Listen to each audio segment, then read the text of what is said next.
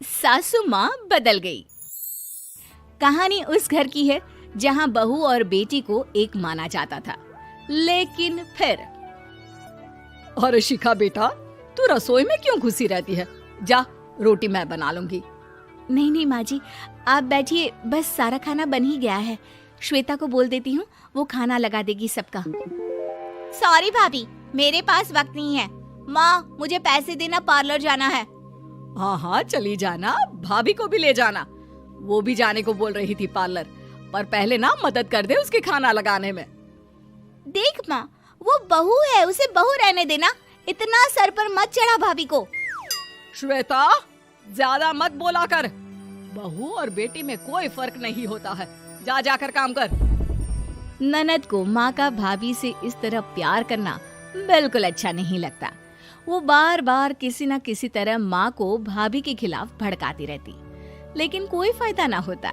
एक रोज, अरे बेटे किशन, जा बहू को कहीं घुमा कर ला, सारा दिन घर में काम करती रहती है। हाँ हाँ माँ, हम लोग जा रहे हैं ना गोवा। अच्छा जी, भाभी ने तो हमें बताया भी नहीं।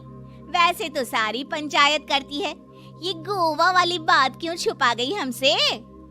अरे क्योंकि उसे खुद नहीं पता था बहन। मुझे टिकट सस्ती मिल रही थी तो मैंने बुक कर दिया। हाँ शिखा, पैकिंग कर ले, संडे हम जा रहे हैं गोवा। दोपहर में शिखा पैकिंग कर रही थी कि सास आ जाती है।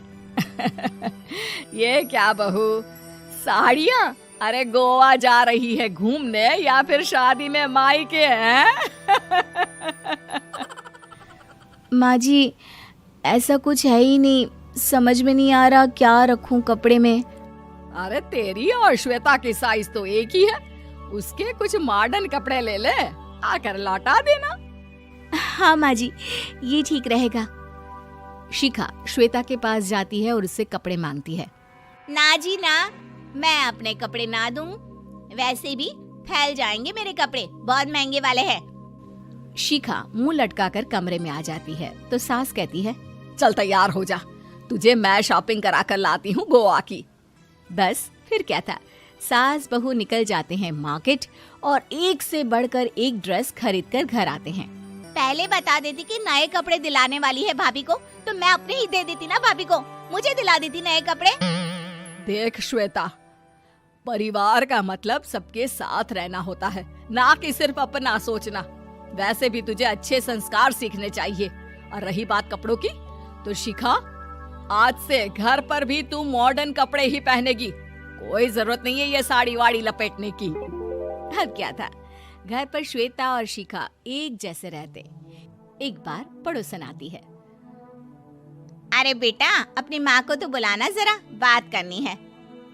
शिखा सास को बताती है और रसोई में चली जाती है।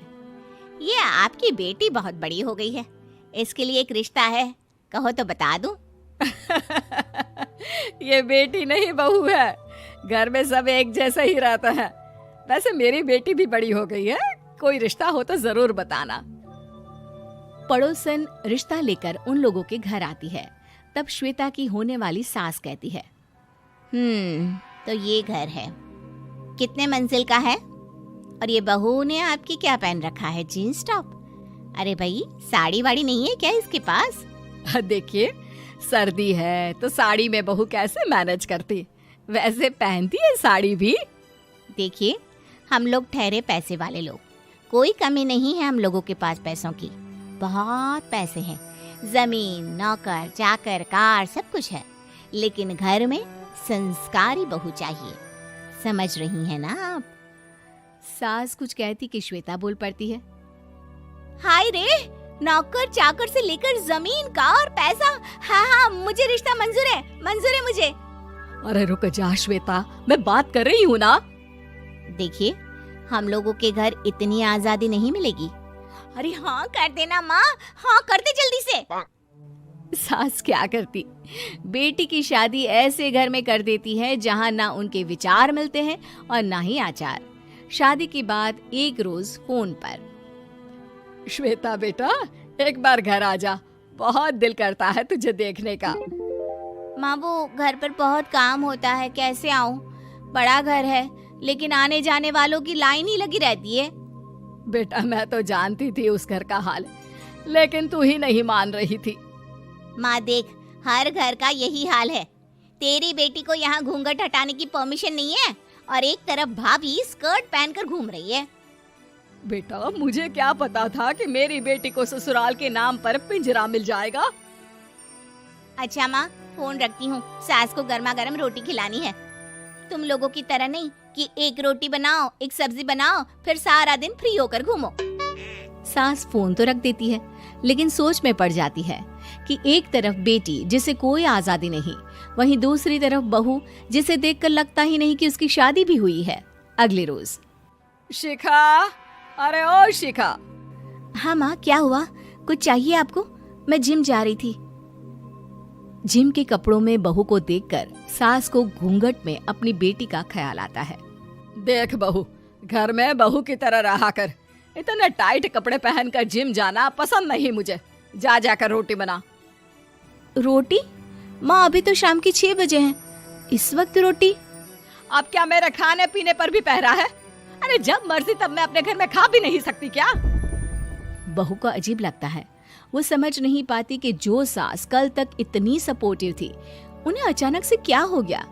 वो किचन में जाती है, गरम रोटी के साथ 2 तरह की सब्जी, रायता, सलाद सब लेकर सास के पास आती है। माँ जी, खाना। इतना सारा खाना? राक्षस समझा है क्या मुझे? रोटी मांगी थी मैंने गर्मा गर्म बस। पर माँ जी, रोटी खाती किससे आप? सब्जी तो बनानी थी ना। अरे भूख मर गई मेरी तेरी बहस से। जा जाकर काम कर, अंदर पूरी रसोई साफ कर। बहू अंदर चली जाती है। थोड़ी देर में श्वेता घर आती है। अरे शिखा जल्दी से चाय ला, पकवान बना, मेरी बेटी आई है। अरे नहीं नहीं माँ, ड्राइवर बाहर खड़ा है। मैं तो घर का कोई सामान खरीदने के बहाने यहाँ आ गई हूँ, मुझे जाना होगा। अरे बेटा, पर कितने दिनों बाद देख रही हूँ तुझे, रहने आ जाना 2-4 दिन के लिए। आ जाऊंगी माँ, जब मेरी सास मरेगी तब। मैं तो रोज मन्नत मानती हूँ कि मेरी सास मर जाए तो अच्छा है। अच्छा चल, जा रही हूँ माँ।